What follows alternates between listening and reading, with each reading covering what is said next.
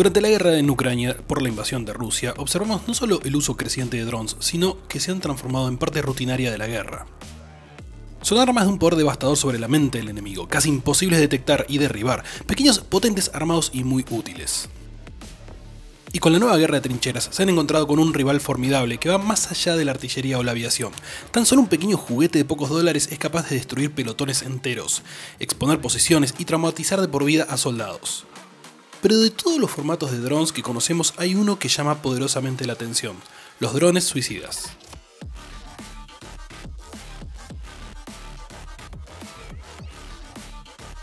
Tenemos drones para realizar reconocimiento, el uso esperado y habitual, para lo que se puede utilizar un dron de tamaño avión, gigante, de larguísimo alcance y posibilidades, pero es muy fácil de detectar y derribar. Luego tenemos drones de ataque que combinan ese largo alcance y armamento. En la guerra de Ucrania el Bayraktar turco fue el que más llamó la atención y llenó titulares, pero a medida que el conflicto avanzó fueron cayendo derribados como era de esperar. Posteriormente se pasó a una fase de guerra de trincheras en el este de Ucrania. Aquí comenzó el uso masivo de pequeños drones comerciales y militares, ya fuese para dirigir a la artillería o la infantería. Se sumaron a estos pequeñas modificaciones para poder lanzar granadas antitanque o antipersonal. En particular, Ucrania creó sus propios batallones de drones y sus propios vehículos. Pero una forma completamente distinta ya empezaba a verse desde el comienzo de la guerra: los drones suicidas, la munición merodeadora.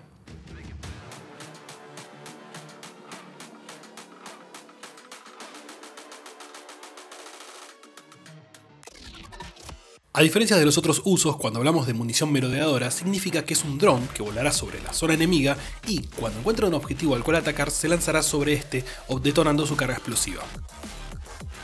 No significa que este proceso sea siempre automatizado como en un misil antitanque Javelin.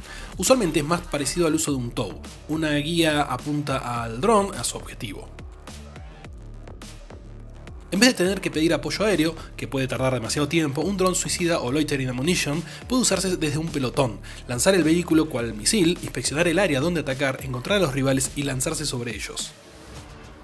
Los drones suicidas llevan una carga explosiva pequeña, pero suficiente para destruir objetivos personales o inclusive tanques y APC. ¿Son nuevos? No, ya desde hace mucho tiempo existen, pero lo que sí ha cambiado en la última década es la disponibilidad para la tropa, el tamaño, la capacidad de ataque y lo fácil que es utilizarlos.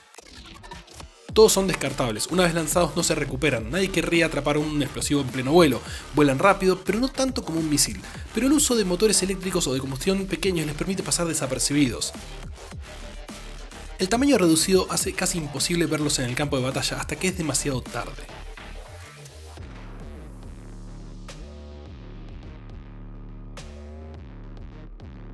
Tanto Rusia como Ucrania utilizan este tipo de munición, inicialmente productos fabricados por empresas militares, pero también producción propia basada en elementos que cualquier persona podría conseguir en el mercado comercial. Rusia utiliza varios modelos propios e iraníes: Lancet, KV, Shahed 136, Shahed 131. Ucrania por su parte tiene varios desarrollos locales, pero también recibió asistencia de sus aliados. Utiliza por ejemplo Switchblade, que son los más famosos pero no únicos, Ram 2, ST-35 Silent Thunder, Phoenix Ghost, Warmate, y también toma ideas de su rival y diseña dispositivos como el RZ-60.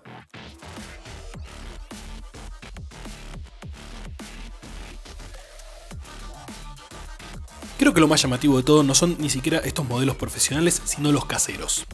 El desarrollo y uso de drones en Ucrania ha alcanzado niveles inesperados. No solo utilizan los famosos DJI que cualquier persona podría comprar, crearon sus propios laboratorios para evolucionar y desarrollar diseños.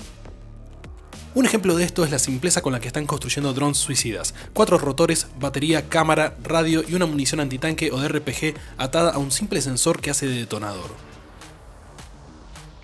Son baratos, mucho más baratos que todo lo demás, tienen un alcance más limitado, unos pocos kilómetros, pero a nivel pelotón son ideales porque van de trinchera en trinchera aniquilando enemigos.